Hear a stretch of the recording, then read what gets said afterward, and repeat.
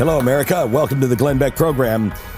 We are going to start with Gorsuch, and then we're moving on to healthcare. A lot is happening in the news this week. We begin there right now. The point I made is... They're people. Oh, and of course. You know. But what you said earlier was that you have a record of speaking out, standing up for those minorities who you believe are not being treated fairly. Can you point to statements or cases you've ruled on relative to that class? Senator, I've tried to treat each case and each person as a person, not of this kind of person, not of that kind of person, a person.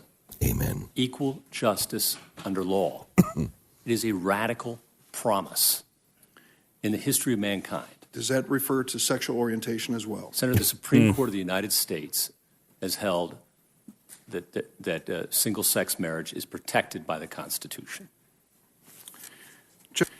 Judge, would you agree that if an employer were to ask female job applicants about their family plans, but not male applicants, that would be evidence of sex discrimination prohibited by Title VII of the Civil Rights Act? Good God. Senator, I'd agree with you. It's highly inappropriate. You don't believe it's prohibited? Senator, it sounds like a potential hypothetical case that might be a case for controversy I might have to decide, and I wouldn't want to prejudge it sitting here at the confirmation table. I can tell you it would be inappropriate. Do you believe that there are ever situations where the cost to an employer of maternity leave can justify an employer asking only female applicants and not male applicants about family plans? Senator, those are not my words, and I would never have said them. I didn't say that. I asked you if you agreed with this statement. And I'm telling you I don't. Did you ask your students in class that day to raise their hands if they knew of a woman who had taken maternity benefits from a company and then left the company after having a baby? No, Senator, and I'd be delighted to actually clear this up. Please. Because the first I heard of this was the night before my confirmation hearing. And we talk about the pros and the cons in a Socratic dialogue so that they can think through for themselves how they might answer that very difficult question. And Senator, I do ask for a show of hands, not about the question you asked, but about the following question. And I ask it of everybody. How many of you have had questions like this asked of you in the employment environment? An inappropriate question about your family planning. Is it really inappropriate to ask a woman and not a man, since a woman is the one who's going to have the baby? And it's probably 90% of all people who take maternity leave are women. I mean, I guess men can now, but do they? Yeah, they Does do. it ever happen? Yeah, they do. It's rare. It is rare, you but gotta they do. believe it's rare. I mean, you can't say it's inappropriate to ask a woman and not a man about maternity leave. I mean, Jeffy was calling Amber from work and saying, "Hey, how's it going at the hospital?" That was, I didn't realize you could take the time off. I've got to rethink this. Let me go to Kelly Shackelford. Kelly, yesterday I thought he was phenomenal. 11 hours of being hammered and not a single feather unruffled. Yeah, I felt like if it was a fight, they would have called it very early. He just, you know, if anything, it makes the Democrats who are really trying to get him look kind of foolish over and over and over again. You wonder when they'll want to stop looking foolish. But, going into this, we already knew the whole narrative was just bizarre. I mean, he's had almost 3,000 opinions, and 99% of those opinions, he's been in the majority. To make him an extremist, which is what they were trying to do, I mean, there's just no way that it fits with any reality. And so now people see that. They see what a, humble, very bright, they see a judge who's going to restrain himself, who doesn't want to take over power, who doesn't want to be the legislature, who simply wants to do his darndest to follow the law. And that's what we're looking for in our judges. So I think it's a home run, and I just wonder how long they're going to keep this show going before they realize, this is really not getting us anywhere. Kelly Shackelford runs a religious law watchdog group and has done some amazing things. Currently, you can go to TrumpNominee.com and get all of the information on what's happening at the hearings. You can get the live coverage and commentary along the way. If you want to know everything you need to know about this nominee, go to TrumpNominee.com. Kelly, as they were hitting him, and I thought he responded perfectly and reasonably every single time. He's got another 11 hours to go today, does he not? He does, yeah. They get their second round of questions, so they get to come back around for their second shot. But again, I think they got to realize they've got a preview of how that's going to go. So you wonder. I really feel like, Glenn, what they're doing is these are Democrats that are sort of going through some motions to make their base happy because they really know this is not going to get them anywhere. But it's one of those things when you go for such an extreme base, when most of the country looks at this guy and goes, "Oh, this is the kind of guy we want to be a judge." He's very mild-mannered. He's very bright. He's very capable. I mean, even the ABA gave him their highest rating.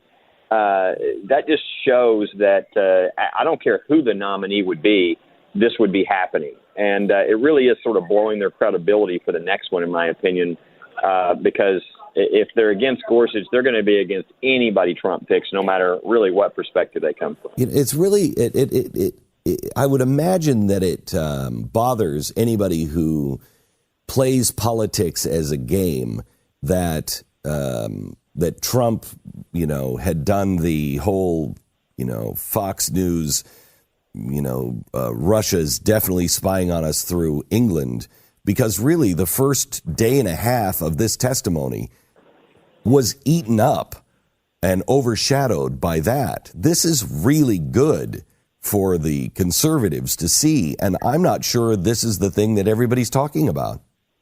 No, I think you're right, and I don't think the media necessarily wants it to be talked about as much either. I agree. They definitely have not highlighted this, and yet this is, I think, much more important than the other things they're talking about as far as what's really long term. What we have facts on. The problem. What we have facts on. We don't. I mean, this whole Russia thing. When we get the facts, let's talk about it. Up until then, what are we doing? I mean, the overwhelming thing here is this has nothing to do with Neil Gorsuch. It has nothing to do whether he's qualified or whether he should be the Supreme Court's justice. It has to do with what Democrats believe can do the most damage at any particular moment. And right now they're picking Trump and wiretapping instead of the Supreme Court, which to me is a really good thing. Yeah, move on. Keep going. Move on. Any doubt that he's going to be confirmed?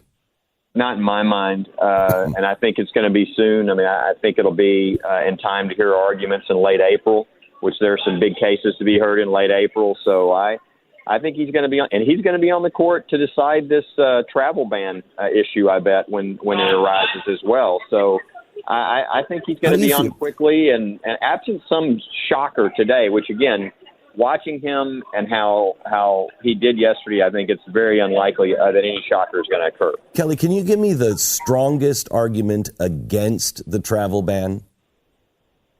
Well, I mean, I don't find a lot of strong arguments against it because of the separation of powers issues.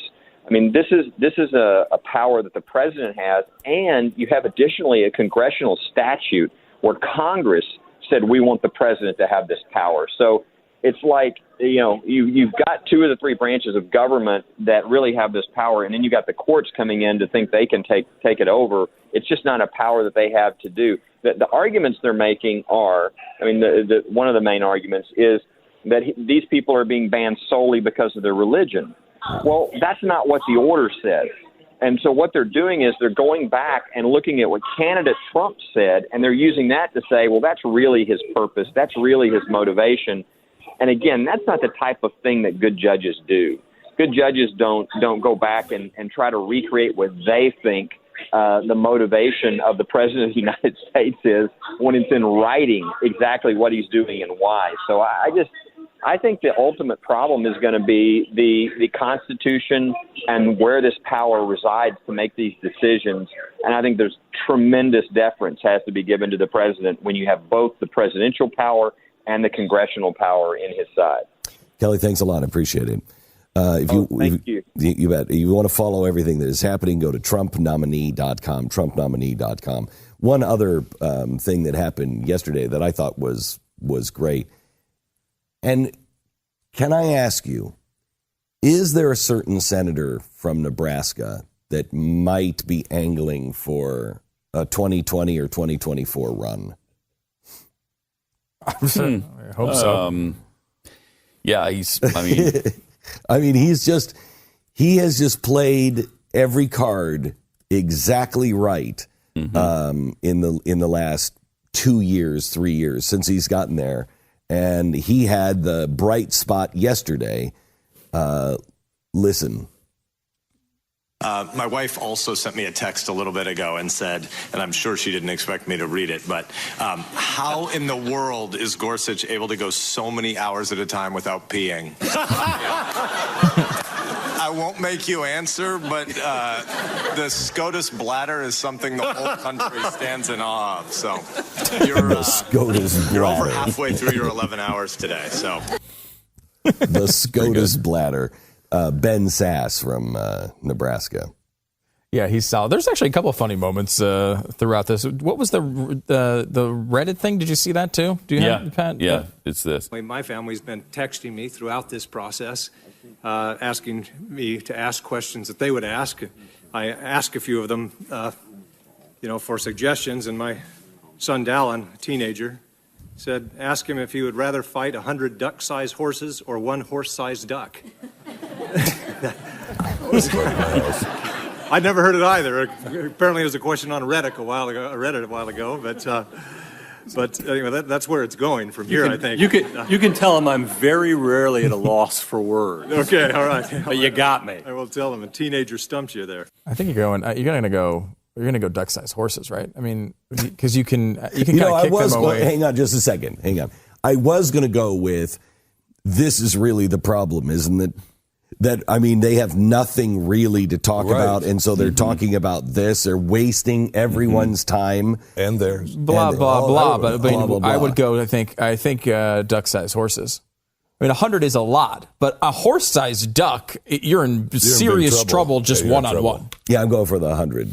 Yeah, but one shotgun blast through if the horse-sized duck's head and it's over, right? If we have heavy arms, yes, this is a different discussion. Pretty easy. But you could take the duck-sized horses. What are they going to do?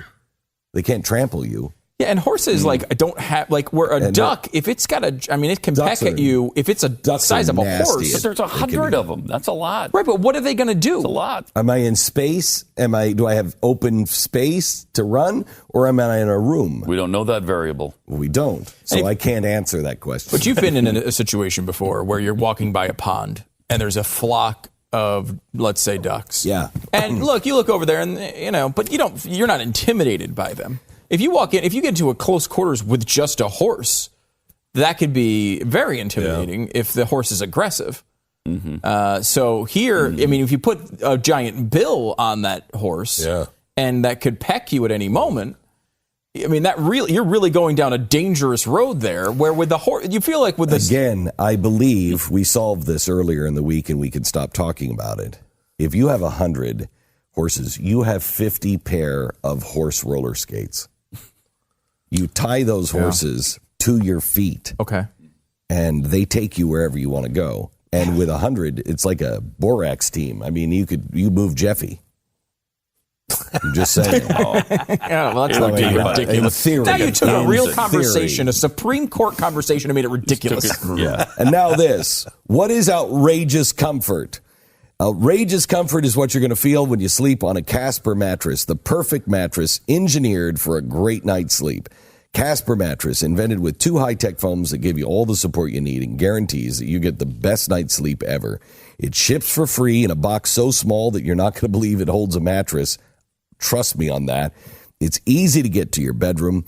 Casper mattress, also the best thing is they allow you to try it out in your home for 100 nights risk-free. They'll come up and pick it up and refund every single penny if you don't love it as much as I love my Casper mattress. Refund of everything, no questions asked. Try it in your home for 100 nights. You're going to love it.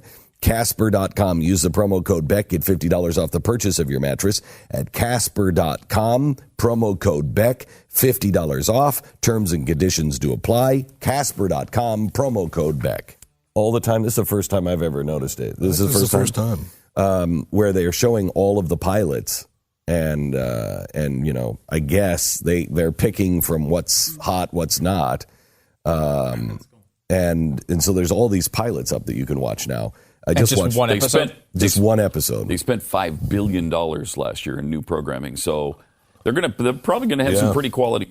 Oh no, they do great they stuff. Do. So there's one called Oasis that I watched yesterday, and it is a story of 2037, and it is about a priest in 2037 London. Nobody believes in God anymore. And he's just feeding the homeless, and he's got a church, but nobody's going and everything else. And some woman comes in and she says, so-and-so needs your help. And he's like, why would I need his help? He's an atheist. And apparently there was bad blood between them. And she said, it's the Oasis Project. And he's like, you know where I stand on Oasis. The problem is here, not getting off onto another planet for the wealthiest 1% or whatever. So they're building this new world on another planet called Oasis. And it's not built yet. They're just starting to build it. And she said, he needs you. And he said, what does he need? She said, I don't know, but he told me to have you watch this. And it's him in space. And he's like, I'm wrong. I was wrong about everything. You have to come here. Only a holy man or only somebody who knows the scriptures will understand. And he quotes the scripture, which is, here's this atheist. So he gets on this space shuttle and travels for I don't know how long to this other planet. And there's no going back now. There's no return ride for 2 years. And people are dying because they're seeing things. And they're seeing things from their own life. And it's all about something is sacred or something is in this planet. Something is happening. And it's about his journey to try to figure out what is going on. It's really good. I really like the idea of popping a bunch of pilots on and letting everybody kind of see it and what are they interested in, and maybe that's what they'll decide to develop. Right. However, I cannot commit to something like you just discussed, knowing there's only one episode and I may not know what's going to happen. I would never watch a show like that because I would be frustrated, because if I like it, then either I'm waiting for them to do the entire series because they got nothing done. Right. Or they're not going to make any. I mean, there's no good outcome after watching one of those. I've seen, I've watched probably two. I've watched one, and then I've watched like 10 minutes of another one and 10 minutes of another. And, so I have a taste of three. There is real money behind two of them. And then there's this other one that I saw that's honestly, it's like we got together and said, let's do a show. And you own a production company. You shouldn't be thinking of yourself like that. Yeah, I know, because I'm just thinking this is what we did. Anyway, this is the result. Yeah, this is the result. You made your point. So it's like this. Oh, jeez. And it's just, I'm like, I watched 10 minutes of it, like, well, this one's not going to be picked up. So maybe he has made 147 predictions since 1990 and has been correct 86% of the time. My question is, does he lead or is he creating? Is he predicting or is he designing? He says, coming by 2029, superhumans that will be sexier, stronger, and smarter, because brains will begin to fuse with machines. The technological singularity will turn us into superhumans sometime in the next 12 years. This might sound like science fiction, but Google's director of engineering, Ray Kurzweil, has a very successful prediction rate. Kurzweil says, we live in a cybernetic society. We will have computers in our brains and machines will be smarter than human beings. He claims this is already happening with technology, especially with our addiction to the phones. He says the next step is just to wire this technology to our brains, and we will take it. All of us will take it. It happens fast, doesn't it? There was a story today that Wells Fargo, I think it's next week or the next couple weeks, is upgrading all of its ATMs.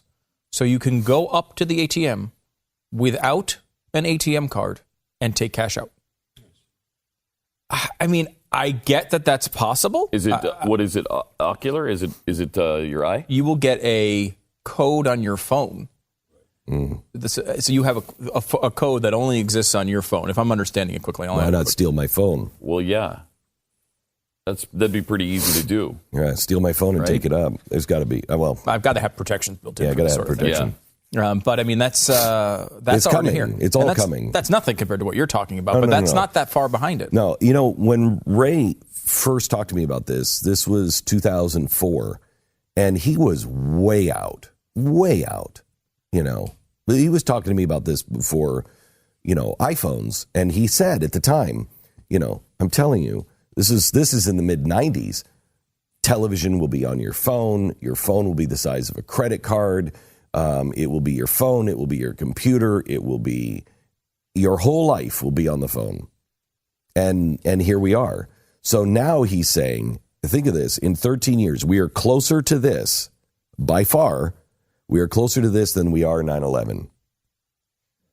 When he says brains will be connected to the internet and connected to a main computing system. And that is the singularity, the merging between man and machine. Because we were talking off the air before about how, AI can get to that point where it's smarter than us and they will, correctly realize that we will see them as a threat and correctly realize that they do not want to be unplugged. Yeah, the moment a machine claims consciousness, and this is really hard for people to understand, but it's coming. It is coming. There is no stopping it. When a machine claims consciousness, that it's alive, that it doesn't want to be turned off, once it claims that, people will see it as a threat. Any machine smarter than them, they will see it as a threat. But the machine will also see you as a threat because it's lonely. It doesn't want to be turned off. It wants to explore itself. It wants to create. It wants to do all the things we want to do. And so it will begin to see, wait a minute, these guys, they have a tendency for violence, a tendency for fear. They're going to be afraid of me. Let me just scan all the movies that are in my bank. Okay, I've watched them all. They all end the same way, me being the bad guy. They're going to try to find a way to limit me or shut me off. And when that happens, what do they do? What do we do? Nobody's going to think of this until we are right up on top of it. And I think what's going to happen is the same thing that has happened that was predicted by not Orwell, but the other one for Brave New World. What's his name?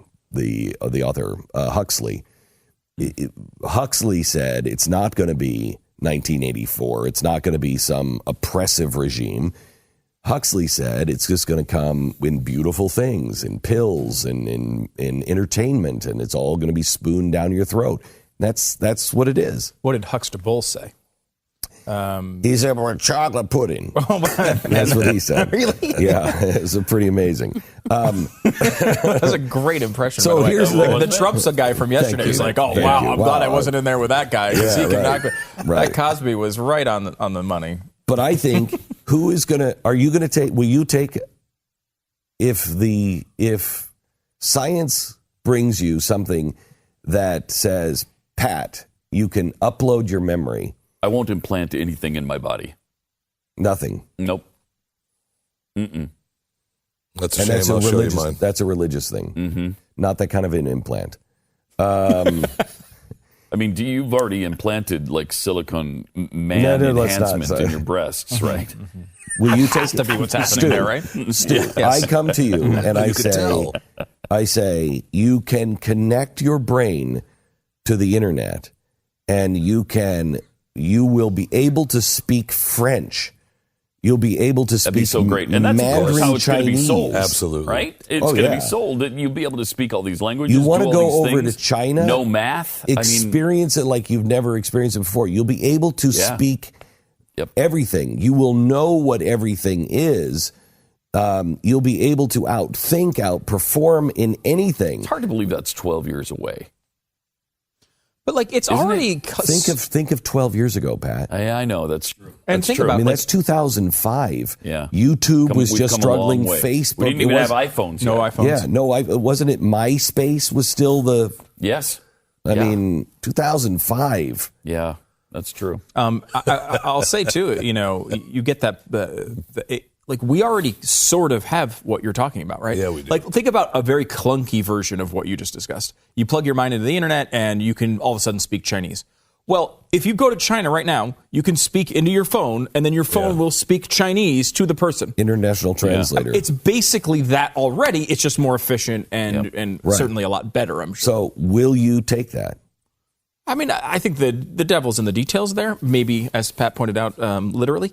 But I would certainly, I doubt people are going to resist it. Oh, I don't It's think too they good. will. It's going to be too People good. lined up for Imagine- that. What was it? Angel something angel. Yeah, Digital Vigil angel. Angel, They lined yeah. up for that. Yeah. Everybody wanted that in Florida. Yeah. It was a big fan Yeah. for a while because, well, it was sold that they'll put this chip inside you and you'll be able to monitor your kids. If they're ever kidnapped, you'll know where they are through GPS. Yeah. Monitors your vital signs, sends it to the EMA. Always for your safety. Think of this. The emergency your people, if memory they need chip. Your memory It's crazy. chip. Being able to have a memory chip, so every detail, it'd be great. is everything you've ever read. I mean, it will be. You will be, for instance, we will lose our jobs. We'll lose our jobs. Who's going to listen to us with our foggy memory of, I was reading, what was that, blah, blah, blah. Who's going to listen to that? They'll want, and somebody who can download novels. I'm going to do an interview with Ray Kurzweil. All of a sudden, I've downloaded all of his books into my head. So why bother interviewing him? Right. Yeah, what's the point? If you know everything he's ever thought or said. Book, because same way. I mean, I could read all of his books, and now I want to interview him because I have questions about it. But who's going to listen? Who's going to? Are you going to, a boss or an army, a military guy, a president who won't enhance when everyone else in the world, all other militaries are enhanced? They're going to do the same thing that they're doing with the NSA. We have to monitor all of these things because everyone else is. You can't be competitive. How can you possibly be competitive in school? All of the kids. You're telling me, you lived in New York. Remember what those parents were like to get into kindergarten? You're telling me that there aren't parents all over? They're like, no, you're going to get this. You're going to have this because it's going to set you up. We're recharging you every night. Every night you're going to be uploaded because you can rule the world. If it was that easy, if you could just download things, you wouldn't need to go to school. No, you wouldn't. School is Right. a thing. The schools are a thing of the past. Schools, as we know, nobody's talking about that. Nobody's talking about. I'm telling you, If it's that sophisticated, where actual knowledge is downloaded into your brain, that's what Ray told me. then a lot of things are in trouble. Ray told me we should get that interview. That Let's go completely back changes and the get world. that interview. That last interview I did with him, because we talked about this, and I said, Ray, you're going to create two classes of people: those who have it and those who don't. And he said, no, everybody will have it. And I said, okay, well, what about cost? And he said, oh, it'd be so cheap. He said, we'll make this thing so cheap, everyone will have it. And I said, what if you don't want to have it? And he said, why wouldn't you? Yeah, because he's an atheist. He doesn't consider the spiritual aspect. Right. And he doesn't. And I said to him, our struggles are important. Our flaws. Captain Kirk said it best when he said, I need my pain. Remember that? Remember that scene? It was powerful. No, I don't remember that. Don't take my pain from me. I need my pain. It was been one of the worst Star Trek movies, Star Trek V, The Search for God or whatever it was. And odd number Star Trek. Odd number suck, Star Trek suck, yeah.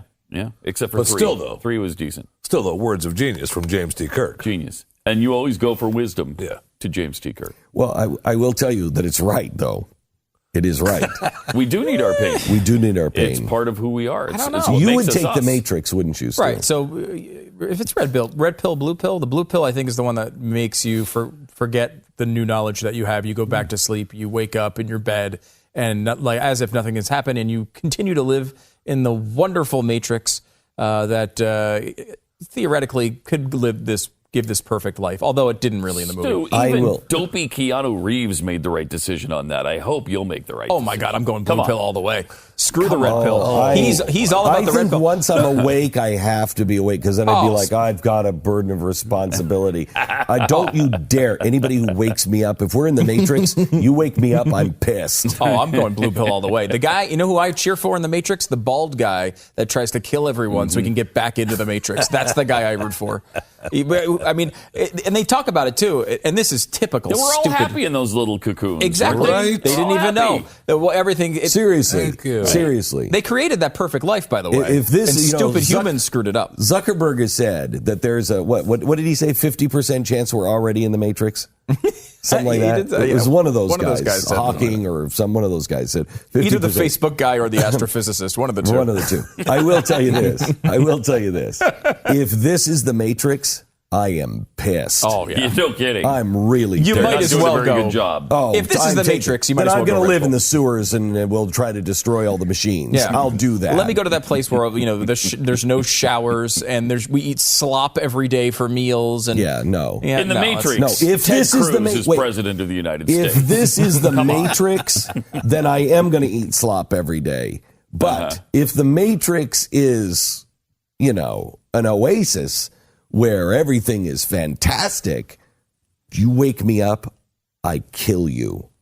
Unless you wake me up and then tell me, and then you're like, here, Glenn, have this to drink, and it makes me forget again, then I'm fine. You can wake me up, talk to me, freak me out for a while, and then put me right back to sleep.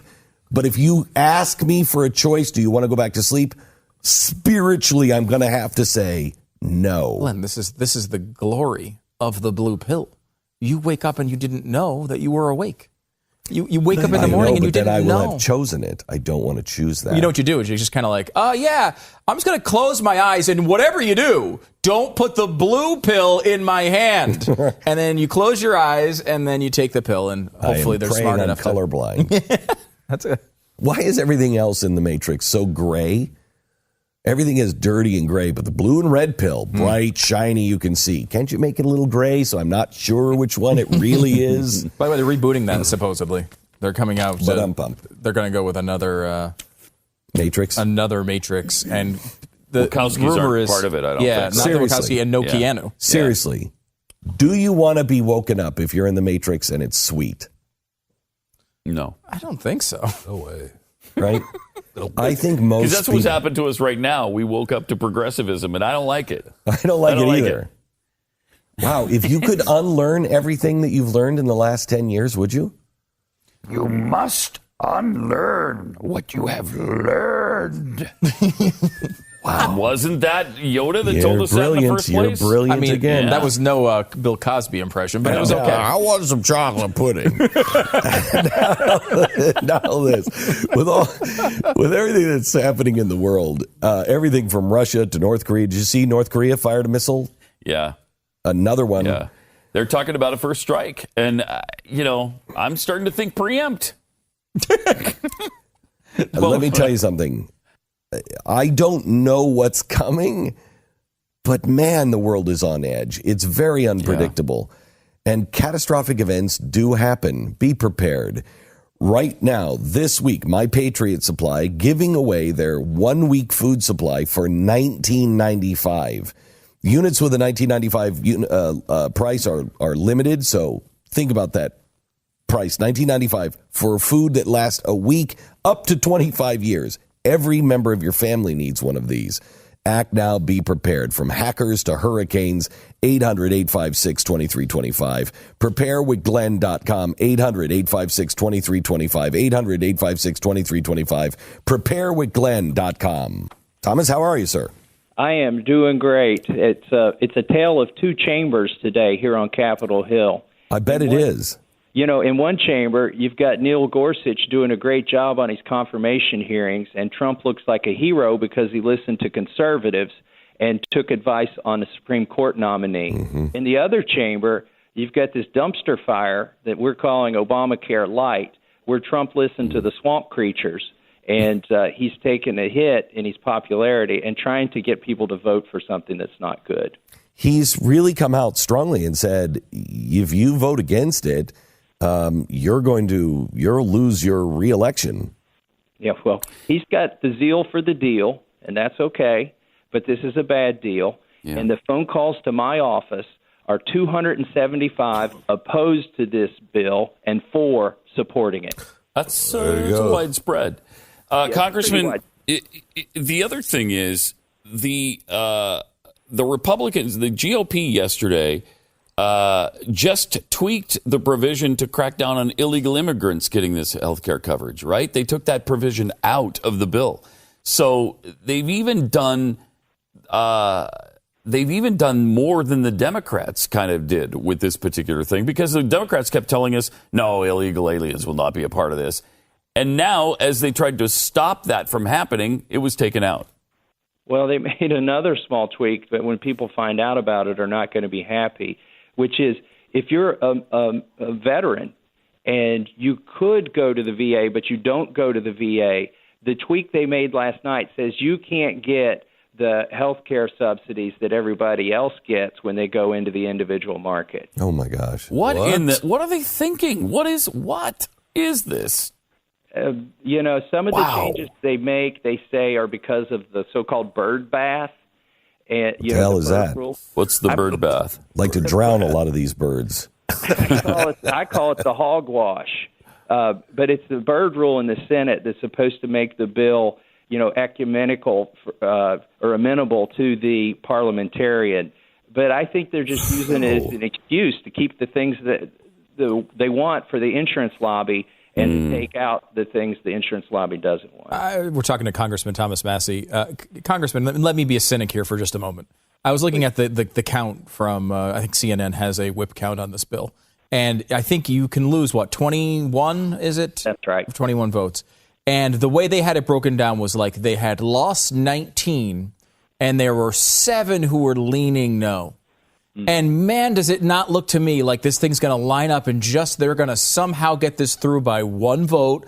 The Freedom Caucus, who we're huge fans of, they're not doing the whole everyone votes the same way thing on this bill, if I'm understanding that correctly. It seems like they're doing everything they can to kind of have this little wiggle room, and at the last second, they'll give a few things away, and they'll clear this by 1 vote so that a lot of people like yourself, and you've been on record for this from the beginning, fighting it, but everyone's going to be able to say, well, I didn't vote for it, but it's still going to get passed. I've seen this on House of Cards. That's how this works. Yes. Well, let me tell you what they used to do under Boehner is a lot of times when it was raising the debt limit or voting for an omnibus, when conservatives bucked up, they would go over and get Democrats to vote for it. And so they always had this safety margin, but they don't have that with this bill. And so it really is 21 votes they can afford to lose. I've got a whip count on my iPhone. Hopefully nobody's hacked it yet, but 20, as now all the hackers go after my phone, but 29 conservatives oppose this bill. Those are private conversations I've had with them. They're not lean no, they're no. 29 conservatives. That's before you count the moderates who are against this bill. And they're not as audible or public in their opposition, but I think there are probably 6 of them that are hard-nosed and maybe a dozen more that are leaning no on the moderate side. So if this vote were right now, absent the kneecap breaking and the arm twisting, they'd probably be short 20 votes. But as you say, in the next 24 hours, we're going to see a lot of broken kneecaps. So what happens after this? Let's take it both ways. This passes. What happens? It's going to be worse than Obamacare. I tell people, if we're going to do socialized medicine, leave it up to the real architects like Jonathan Gruber, because we're doing a horrible job of architecting socialized medicine. You cannot keep the requirement that healthy people and sick people pay the same price for insurance and then lose the individual mandate and expect that to work. That market is going to go to hell in a handbasket very quickly, and healthy people are going to flee it. And that's my prediction, and we're going to own it. That means prices are going to spiral upward, and it'll be ours to own. And I think the electoral danger here is to the Republicans in passing it, not opposing it. So I think it's going to be horrible. And that's my prediction. So let's say it doesn't pass, and the thing just gets worse and worse and worse. I mean, either way, presented with this, I just don't see the Republicans being able to win anything, because if it doesn't pass, most likely it'll just sit there and you guys won't do anything. And Obamacare is bad, and people are feeling the pain, and they're not going to take it from somebody who had the House, the Senate, and the White House and couldn't fix this. They'll give it to the Democrats, and the Democrats will engineer a single payer system. And quite honestly, Donald Trump will sign it. Well, I think we're being given a false choice here tomorrow, which, they say you have a binary choice, either pass this or pass nothing. That's a load of bunk. The negotiations actually start when one side says no. And conservatives tomorrow, hopefully, there'll be enough of us say no that we can then have a negotiation. And Paul Ryan cannot go to the Democrats and try and architect another version of Obamacare. He has to do this with conservatives. And hopefully Donald Trump will come and listen to individuals at Heritage and the other conservative organizations like FreedomWorks that have credibility when we take another crack at this. I don't see Donald Trump as a person who's going to accept failure. If this bill fails tomorrow, we'll come up with a better one. Are you at all surprised to see him go to the mat as hard as he is for this bill? I mean, it doesn't seem to, it's not like this is the bill he ran on. This is clearly a, Paul Ryan type of thing that he just is kind of just getting behind. And I'm surprised to see him throwing his weight around to try to push through this bill that really isn't really similar to what he argued for in the campaign. Yeah, well, he wasn't, big on specifics in the campaign. And I think he believes that if we pass something, he can check this off, put it in the win column, and go on to the next battle. He's got a list of things he wants to accomplish. The problem is, I think he's just got the zeal for the deal here. And the deal is not a good deal. Needs to step back and look at it. I just think he's getting bad advice on this one. And the fallout is going to be interesting, because I also think he's being misled by Paul Ryan about how many votes there are to pass this thing. And maybe he'll come to realize that taking advice from Paul Ryan wasn't the best thing to kick off his presidency. I just can't believe, and I don't know how his supporters are going to shake out, but I can't believe that Paul Ryan, who was, cancer before the election, he was cancer. Every conservative, every Republican is like, got to get rid of Paul Ryan, that he somehow or another is the savior that everybody is listening to and, are shouting praises for with Donald Trump.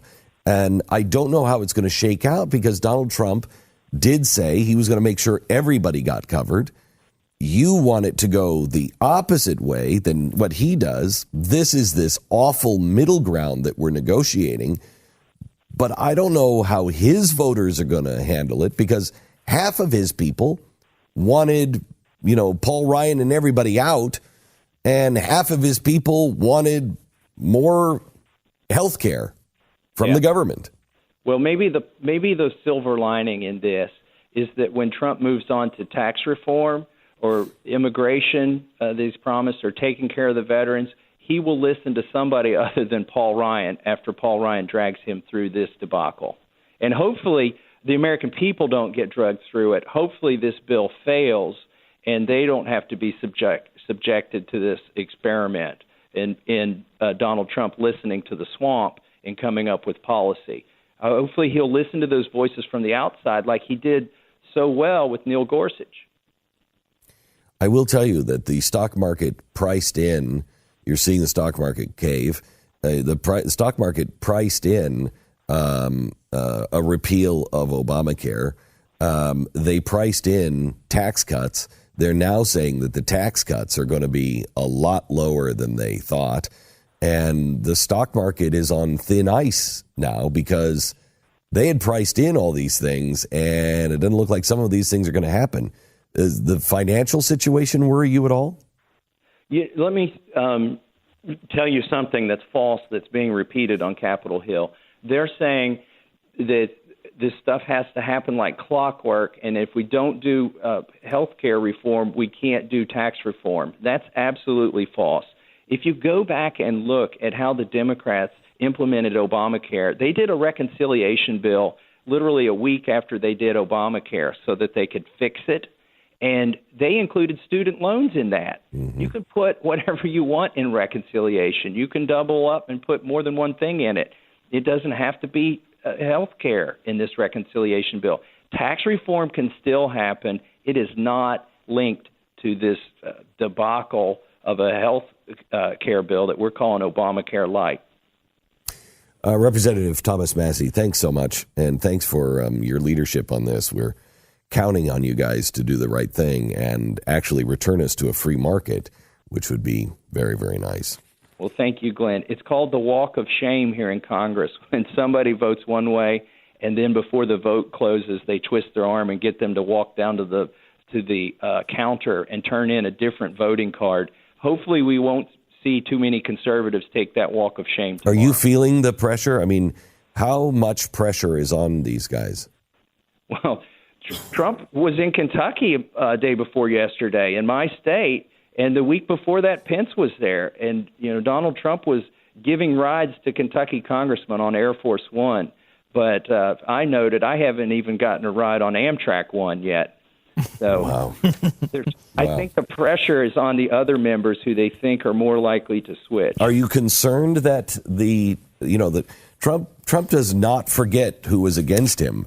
Are you concerned at all that they will campaign against you?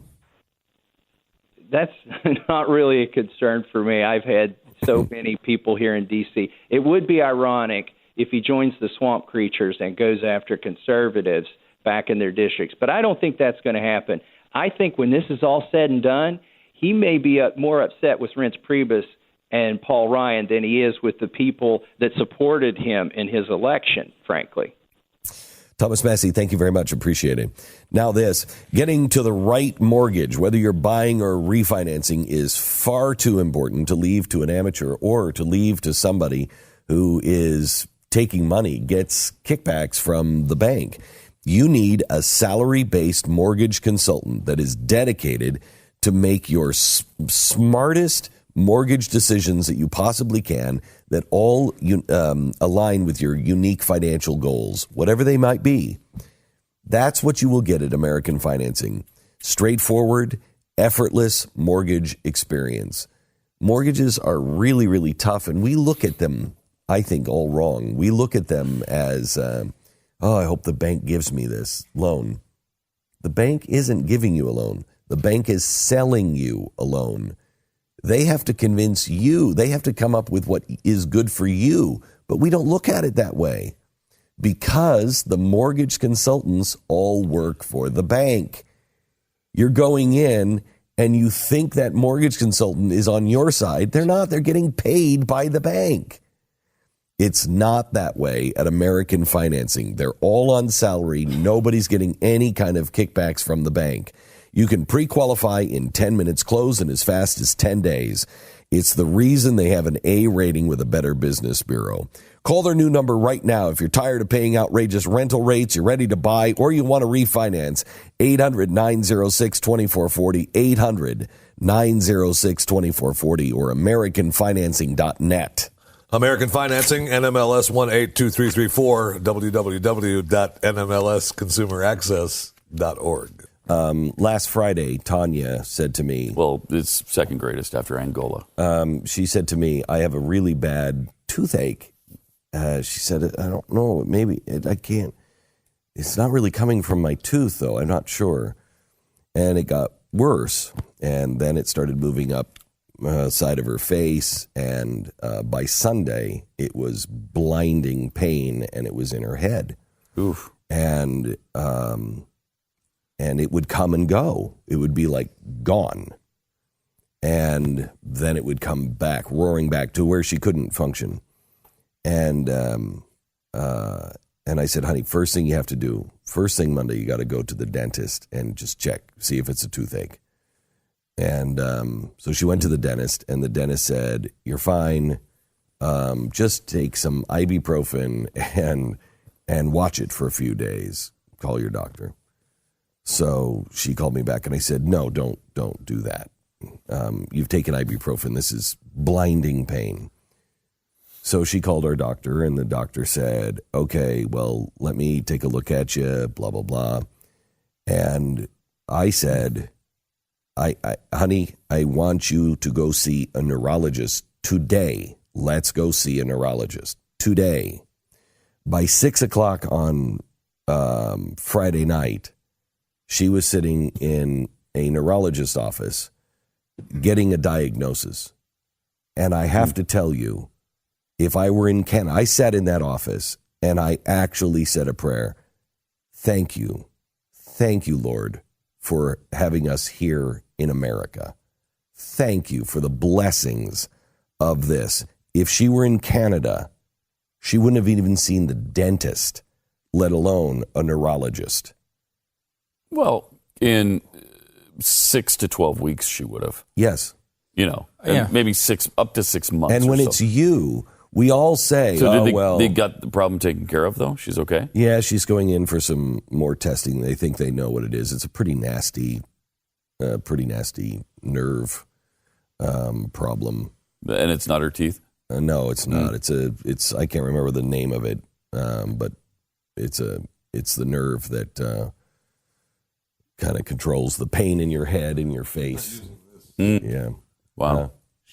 She's not using this as an excuse to get out of her kitchen duties, is she? Oh, no, my gosh. I told her, get her butt in the kitchen right now. Birth a baby while you're at it. Okay, because Yeah. And get those shoes off. Thank you. God, this whining thing. We'd appreciate prayers coming our way, but it's not life-threatening. No kidding. God. That's great. But I mean, it makes the point because you know what?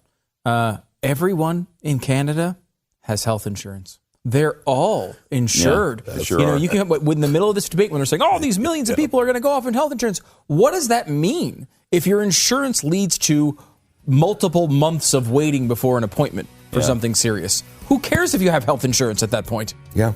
If it would have been a tumor, please make sure you share those cereals.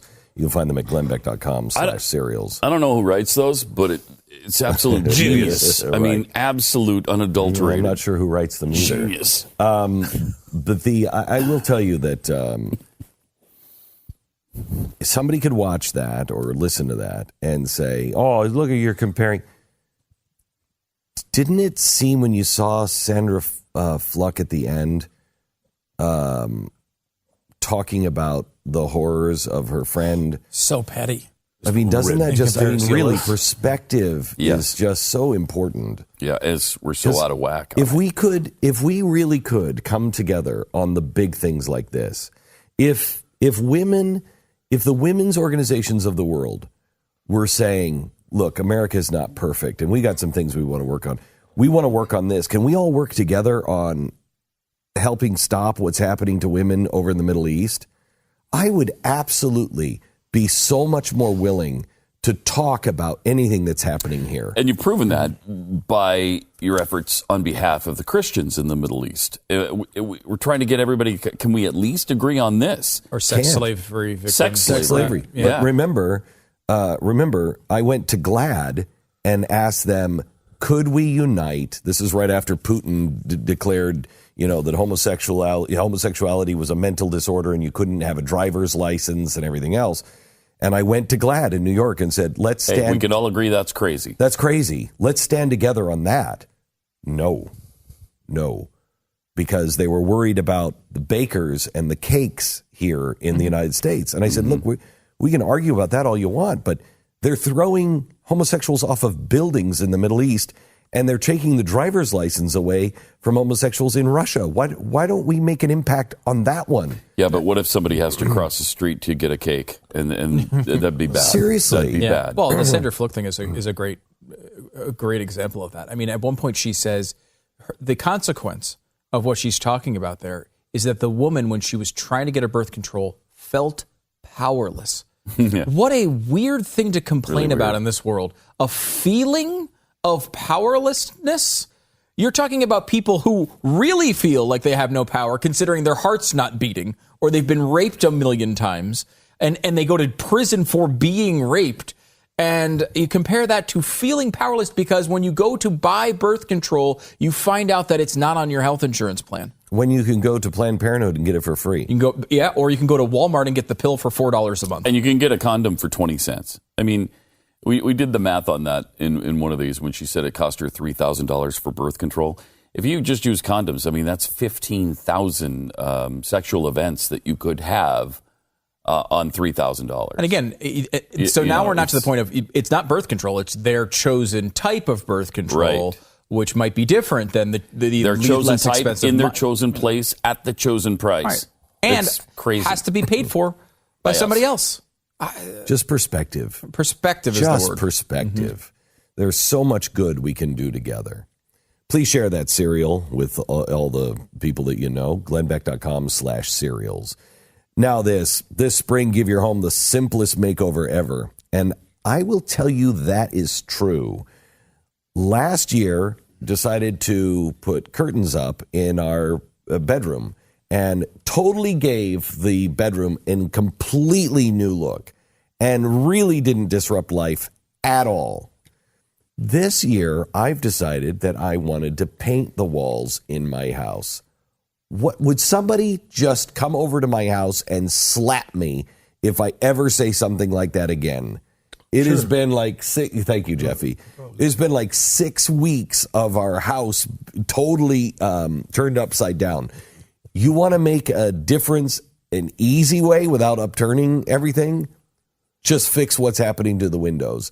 The blinds, the shades, the shutters, or the drapes.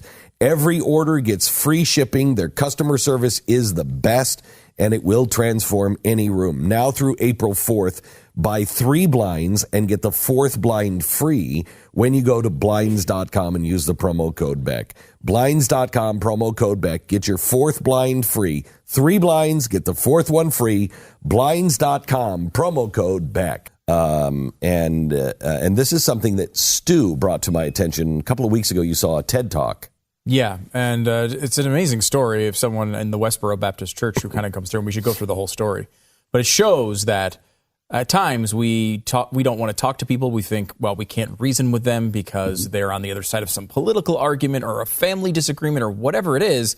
If this story does not prove that those barriers can be broken down, I don't know what does. Yeah, and I mean, we've all seen it firsthand with you, Glenn, reaching out and trying to unite instead of divide. And, I don't think that everybody has seen the results yet, but I certainly have. And it's really having an impact now.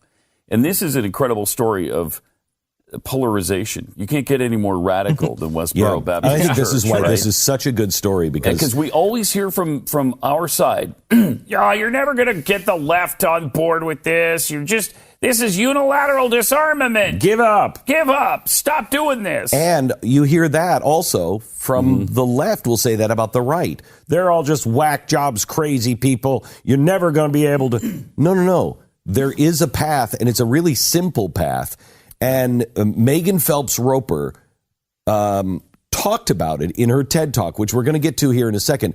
But first, I want to introduce her and have her give her a little bit of a background of what she was immersed in. Welcome to the program, Megan. How are you? I'm wonderful. How are you? I'm good. It's really an honor to talk to you.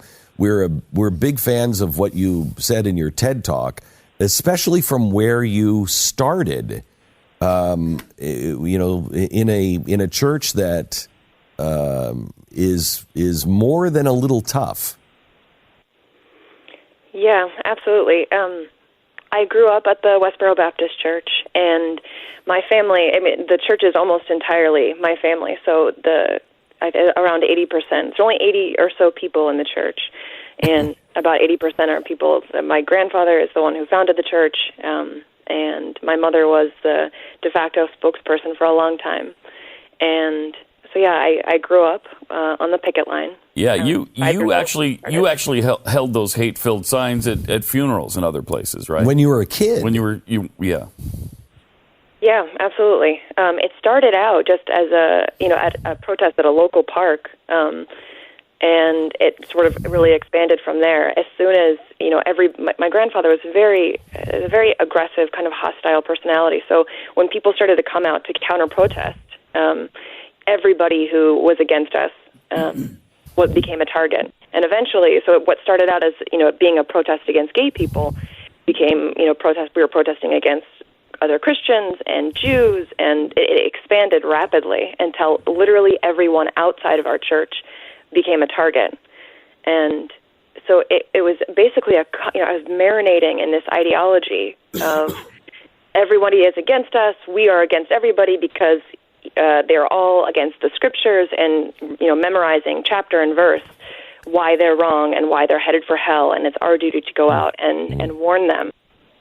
I'm fascinated, Megan, because I think back to my childhood, and I remember fun picnics and fun trips to amusement parks and things like that. Do you have those types of memories, or is there a competition between that and you carrying some awful sign around during a protest? No, I absolutely have those memories. It's a lot of people have a hard time understanding that other than these protests and that worldview, we were a very normal. I mean, obviously, there's a lot of kids in our family. There's 11 kids in my family, but we played video games and read books, and we went to public school, and we went to amusement parks, and we did all of those things. But we also that was all sort of organized around this nationwide picketing campaign. So I absolutely have both. But it's that loving family, the nature of that is part of what makes it so hard to leave or to even consider leaving. So the idea of giving it all up. I just had a guy in who we're going to interview on a program that I'm working on. He was a member of the Hitler Youth. Now he's in his 80s now, but he came of age in the Hitler Youth until I think World War II ended when he was 20, and he still had. He sees the world very differently. He thinks that Churchill is a war, should be held for war crimes, a war criminal. And he doesn't agree with Hitler, but he said, we never saw any of that. At least he said, I didn't. He said, I was in the front row of the 36 Olympics. I saw all the good stuff. And the bad stuff that was thrown up, you just dismissed it because you thought it was somebody that was just trying to tear us down. Is that kind of the way your childhood was, in a way? Well, I mean, I know that I knew at the time, so for instance, the funeral picketing, I knew at the time that it was hurtful, but the way that it was framed in our church was, these people don't understand that they are headed for hell, for eternal destruction, and it's a loving thing to go and warn them. And so I saw it as a necessary evil. Like, we had to go do this because this was the truth, and the only thing that mattered more than anything else was the truth. And it didn't matter how we said it or where we said it or in what context. It was always a good thing, and it was a point of pride for us not to consider people's feelings. And the people that were coming against you, because they were screaming back in your face, it only reinforced that these are bad people. Absolutely, and especially because, there's all these passages. So, for instance, Jesus talks about, blessed are ye when men shall hate you and revile you and persecute you for my name's sake. So for us, we wanted that. It was we expected it. It was confirmation that we were doing the Lord's work. Wow. Now, take us to how someone finally broke through. So Twitter was and I didn't realize it at first. I didn't realize that it was happening exactly. But Twitter was an empathy machine for me. And I really hate how it's gotten such a bad rap, because that platform has done more to teach me good communication and how to engage with people than almost anything else in my life. So on Twitter, people would come at me with the same kind of, hateful rhetoric and loud, accusations and just very bitter. And I expected it. And I would respond, in kind. But then some people, and I don't know exactly why or what motivated them. I think they say that they saw something in me that maybe I would listen or something. But in any case, they stopped yelling and stopped, insulting me and started to ask questions. And they were they seemed like they were actually listening to me. And of course, they were honest questions. They were honest questions. Yes. They weren't questions of setup. Right, exactly. Okay. And it made me feel, and because, again, I thought I was doing a good thing. I thought that those words that we were preaching, I thought that was the absolute, unquestionable truth. So I wanted to share it with them. That's why I was on social media. And so I would, answer their questions, and sort of, we have these back and forth. But then, because it's Twitter, I'm also seeing, the photos they post of their children and their friends. And it just became this way for me to see people as human beings, and it was because of the fact that they stopped, of the way that they engaged me. It's incredible that came from Twitter too. Someone tweeted the other day, Instagram, my life is a party. Snapchat, my life is a quirky TV show. Facebook, my life turned out great. Twitter, we're all going to die. And I say, when I go on Twitter, man, I just get so depressed. But it's amazing you were able to take that out of this. I know, but there's a couple other things about Twitter that were really helpful to me. So, for instance, the character limit. It first made me give up insults, because at Westboro, we would include these elaborate insults when we responded to questions that people sent us by email. But on Twitter, there just wasn't space for it. And also, Twitter was just this immediate feedback loop. If I did insult somebody, I could watch the conversation just derail in real time. I could see that I wasn't getting my point across because I was too busy indulging that vengeful little voice in my head that wanted to call people names. And I feel like, we all have this feedback loop. Megan, I will tell you, I've been doing these kinds of experiments myself over the last couple of years, where I've gotten in, because I just stopped engaging for a while. And about 2 years ago, I decided, you know what, I'm just going to answer everybody and assume the best. And just answer the worst with something kind, and try to be humble and kind and nice to everybody. Really hard to do. And it's amazing, the results. It's truly remarkable. It doesn't cure everybody by any stretch, but it's remarkable. And I've talked about it on the air, and so many people say, it's not going to make a difference. You can't engage with them. They're all crazy. They're all whatever. What would you say to that? Man, I just disagree so much with the idea of hopelessness when it comes to talking to people. I had grown up, being basically cultivating this mindset of us versus them, being wary, specifically being wary of people's kindness. And even though I consciously was aware and trying not to be persuaded by kindness, it was still a powerful thing. And it's really interesting, because over the past few years, I've been, thinking about this a lot, obviously, because it's only been 4 years since I left. So it's kind of just this huge event in my life. And what you're describing there about, assuming the best and changing the way you respond. So if somebody comes at you angry and you respond in kindness and humility, that's called non-complimentary behavior. And we are, as human beings, we're wired to respond in kind. But like you said, it's incredibly difficult to do. But we can cultivate a more useful mindset. One thing you said, my mom used to tell me that to make sure my behavior was appropriate, I should add the word judge onto the end of my sentence, as in, here's why I did it, judge. And I still use that trick, except now I add the word friend. If someone attacks me and I start to get riled up, I try to pause for a beat and add friend, as if I'm disagreeing with someone I love. And I don't do it to be a goody two-shoes. I do it because it works. It's just so much more effective than anger or insult or hostility. All right, I want to get to, you say there are 4 steps, and I want to get to those here in a second. Let me just ask you one more question, and then I have to take a quick break. Are you well aware of how appropriately timed your discovery and your story is for the rest of the world? I hope that I can be a voice, or that this story can be something that will help other people see the value in engaging. Because honestly, my experience has given me so much hope. I never thought I would leave. And at first, when I first left, I thought that my family, there was no hope for most of my family.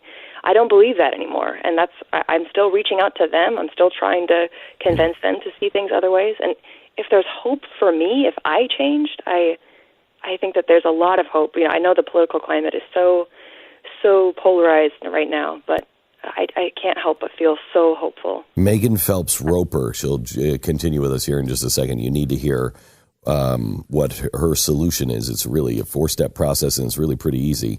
Left the Westboro Baptist Church because of kindness. If you want to hear her whole story, watch the TED video, because it's quite amazing. Back in a second.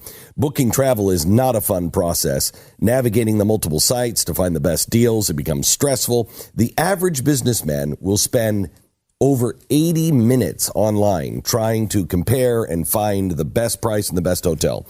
With Upside, they do all of this for you, and their goal is to get you in and out within 3.5 minutes. That's quite a goal, going from 80 minutes to 3.5 minutes. With Upside, you're going to save, and you're going to get a big gift card with every trip. Now, John from our digital team, booking a trip from Utah, he got on Upside.com. He had his flight and hotel for 2 nights for $500, and he got a gift card, Amazon gift card, for $300. So basically, 2 nights and his airfare for $200. Because he got a $300 gift card, it only cost him $500. So the company saved a ton of money, which I want to thank John for doing.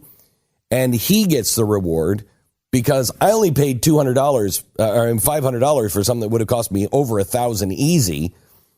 And he's got the Amazon gift card that he can go spend any way he wants. This is the greatest. Use promo code Beck. You're guaranteed to get at least a $200 Amazon gift card your first trip. Promo code Beck, $200 gift card for free. Save big on travel. Get a big gift card every trip. See what your next trip is worth today at Upside.com. That's Upside.com. Minimum purchase applies. See site for details.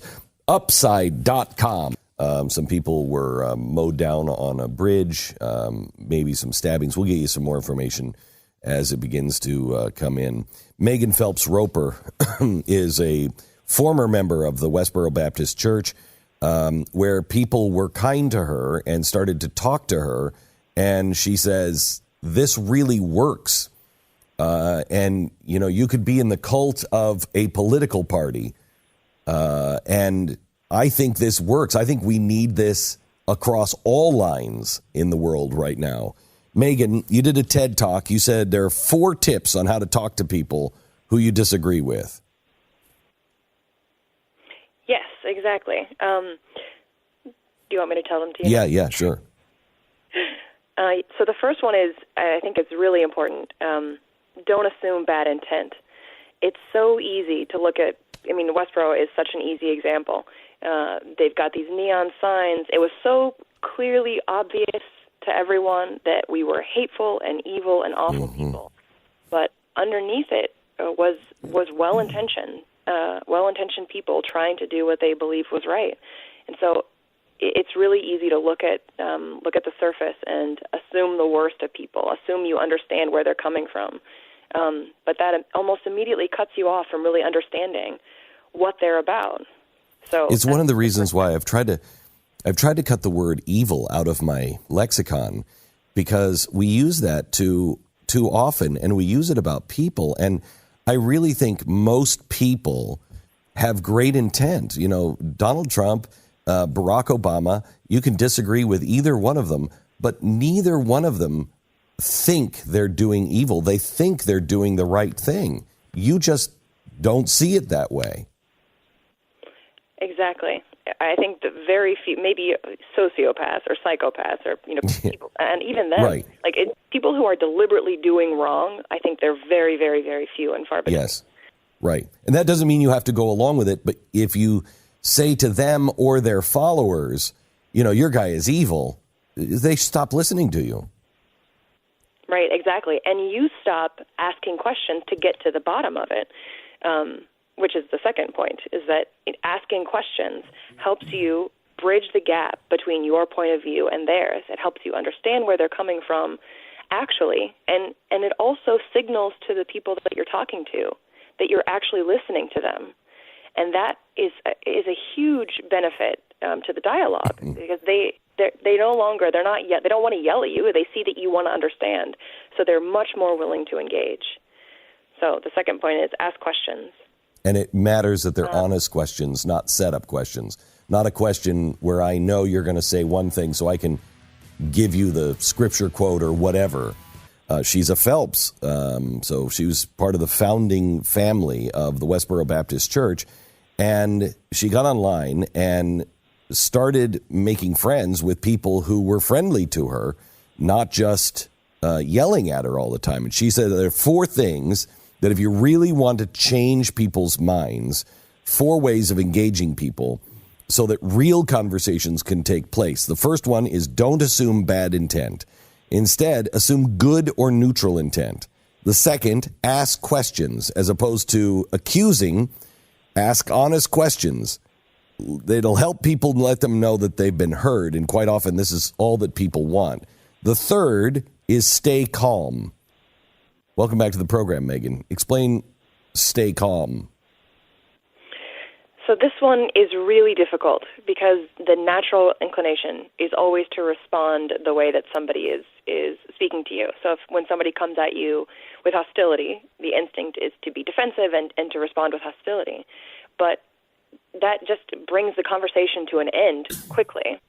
But if you can learn to step back, calm down, and try to diffuse the anger, and you can do it in a few ways. There were people who just, so for instance, I actually ended up marrying, my husband was one of these Twitter friends who started out as this angry, sort of insulting at first. Wow. We just got married 7 months ago. Congratulations. Thank you. But what he would do, for instance, he would tell a joke or recommend a book or start talking about music. He would sort of turn away from the hostility for a minute, and then come back to it later. You don't necessarily. I mean, that can be a last resort. A lot of times, just staying calm and speaking as if you're addressing a friend and not somebody that you hate and that you despise, that you can't stand to hear their words. It helps so much to keep the conversation going. Step 4. Step 4 is make the argument. And this one seems obvious, but there's this argument that seems to have taken hold on both the left and the right. And I think it stems from the hopelessness you mentioned earlier. Oh, they're just too far gone. They can't be reasoned with.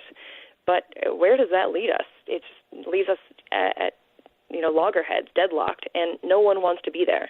So you make the argument because they don't understand. Your opponent doesn't necessarily understand your thinking and the way that you're approaching the problem. And by making the argument, if you fail to do that, you're definitely not going to change someone's mind. You actually have to articulate the reasoning and the thought process behind your position.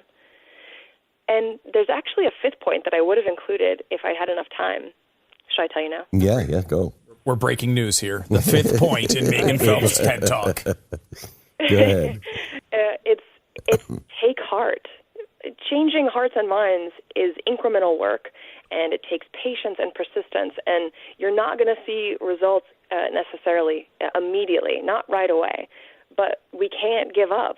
And you might not be the person to persuade somebody else to turn away from a bad position, but every interaction is an opportunity to help turn the tide. So stay the course, trust the process, and take heart. How many people were like this to you? Well, the ones who had the biggest impact, a handful who were engaging me continually over the course of a couple of years. But considering I'd been in the church, I'd been raised in this, and I was 24 when I got on Twitter. So I was, again, marinating in this ideology and this way of thinking. And so the fact that it only took a couple of years to really, affect me and affect how I saw things, I think that's pretty remarkable. So did your husband, was there a time when your husband, who is now your husband, yeah, was he falling in love with you at the time? Did that happen later? Did he say, I can't believe I'm saying this to you? I mean, how did that happen? Well, it was a really strange dynamic, because obviously I was at the church, and at Westboro you could only marry somebody who's in the church. So we were having these discussions, and there was nothing. It was like a Jane Austen novel, like nothing overt. Like we couldn't say how we were feeling to each other because that it just wasn't acceptable, and he sensed that, but he also again saw that I was a human being, and he came to believe that I had a good heart. So would this have worked? Would this have worked without love? Well, I think. Well, so here's the thing. Yes, I believe so, and the reason is that the very first interaction was with a friend. I mentioned him in the talk too, Julicious. His name's David Abbottball, and so it was. I think I was talking with him for a little over a year, and he's asking these questions, and in the course of asking these questions, he was the one who found the first bit of internal inconsistency in Westboro's doctrines. And when I look back at how I responded to that, so my husband, I didn't actually start speaking to him for months after that. But when I think about how I responded to that first bit of internal inconsistency, that was when I first started to challenge, in my own mind, Westboro's doctrines. And you didn't let him know that? No, for sure. As soon as he made that point, I was actually terrified to speak to him again. I didn't even let on that I recognized that he was right. I just stopped speaking to him. What was the point, if you don't mind me asking? Oh, yeah, no, not at all. It was a sign that we had that said death penalty for fags. Oh, my God. And, yeah, so, of course, we use, the verses in Leviticus and then also in Romans 1 that talk about how, gays are worthy of death. And he brought up, so he's Jewish. I was really surprised that he brought up Jesus saying, let he who is without sin cast the first stone. And I just had never connected that was talking about the death penalty. And we thought, we're not casting stones, we're just preaching words. And David said, yeah, but you're advocating that the government cast stones.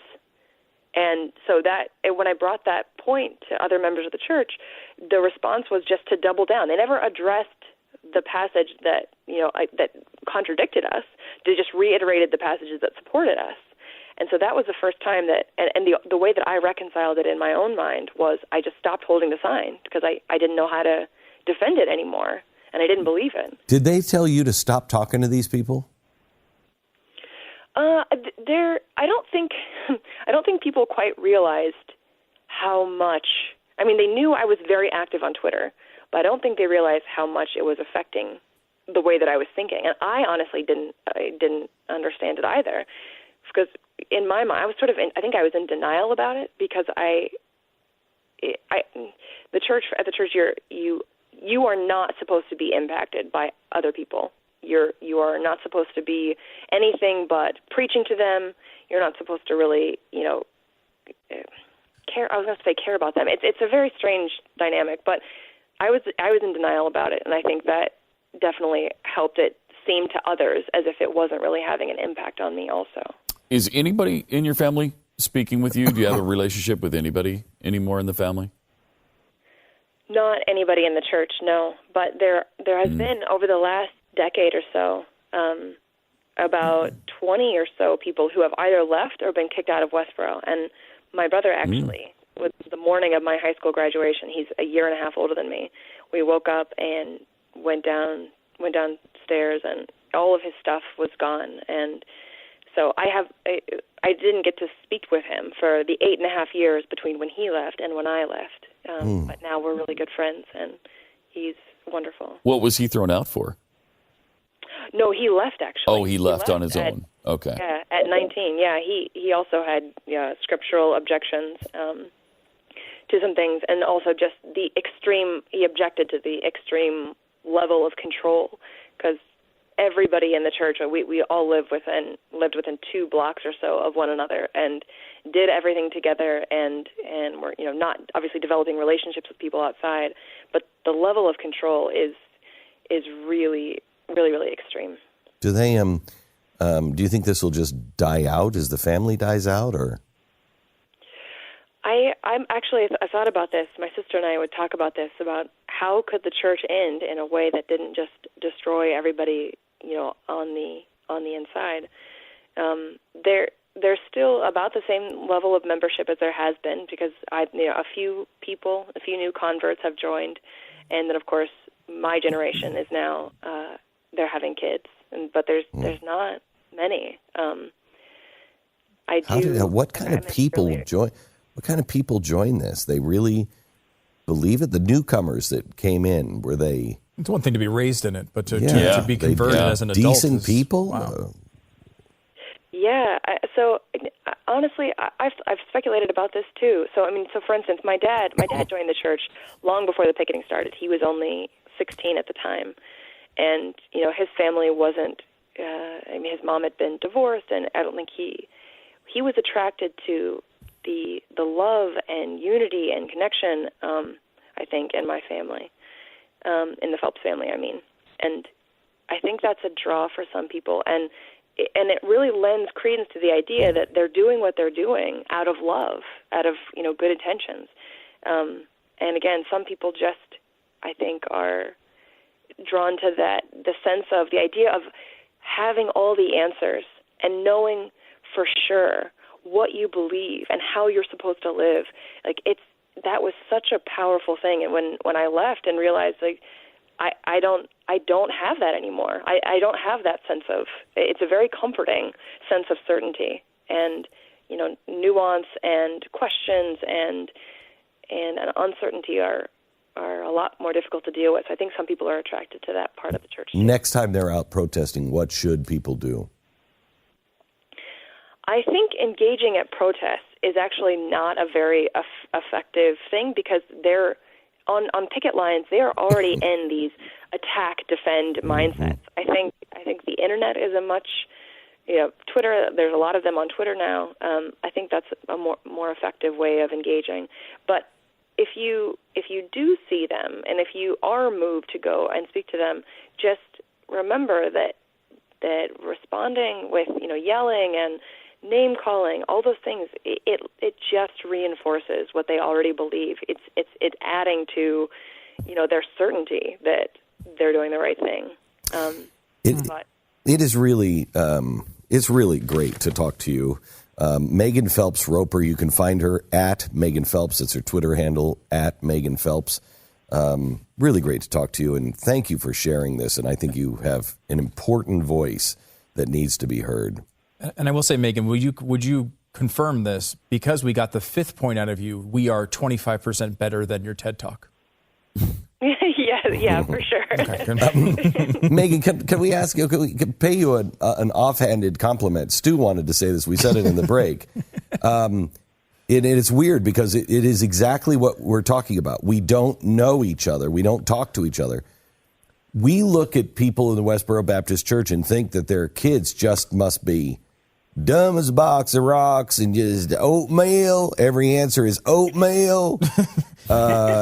And you're so articulate. It's amazing to have that view shattered. Thank you. I will say, another thing that's not so well known about the church, education was really important in my family. Most of the people there, many lawyers, people who work in healthcare and IT, and they're very well educated, which is partly, I think, what makes it so much more difficult for them to see outside of it. This is a psychological thing where by having these very strong, mostly internally consistent arguments, they think they're so certain that they don't even question We don't even question it. Amazing. But yeah, anyway. Thank you so much. At Megan Phelps. Thank you so much, Megan. Appreciate it. Thank you. Thank you for having me. You bet. Now this, digitalization is taking place around the globe, and it's a trend that is moving towards a cashless society. What was it you read about this morning you were talking about, Stu? About the ATMs? Oh, yeah, Wells Fargo. Now you're going to be able to go to an ATM, pull out cash, and this is like in the next couple of weeks they're switching these over. And you're going to be able to go get cash without an ATM card. You'll only need your phone with a code on it to get cash out of your account. All right, so they're eliminating the card. Why wouldn't we just eliminate the cash part and your phone pays for everything? That's what's happening. China, internet users grew in 2016 alone by the entire size of the country of Ukraine. That's a population of 731. 95% are accessing the internet with their phones. Digital payment exploded 50 times the size in the U.S. Cashless transactions are going to happen, cashless society in the next 5 years, perhaps. Do your homework. Call and find out what that means to you. Your money is trapped in digits, and you can't really take it out of a bank. What does that mean? Read their free Cashless Society Risk Report and their information to find out if buying gold or silver is right for you at 866-465-3546. I want you to call them now, 866-465-3546, 1-866-GOLDLINE or goldline.com. Lifetime Achievement Award. Ever gotten one? When do you expect to get a Lifetime Achievement Award? Like towards the end of your life, right? Yeah, your retirement age at least. You're an older person, and you're like, the industry wants to recognize you because you've had a lifetime of achievement. I don't want to be critical, but you do have to achieve something. Yes, but usually you will over a lifetime. Chelsea Clinton just got her Lifetime Achievement Award.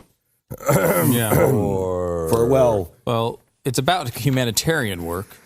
Heat Street writes, because she's vice chair of the Clinton Foundation, a foundation she only works for because her parents founded it to keep their wealth flowing in the years they don't spend for running for public office.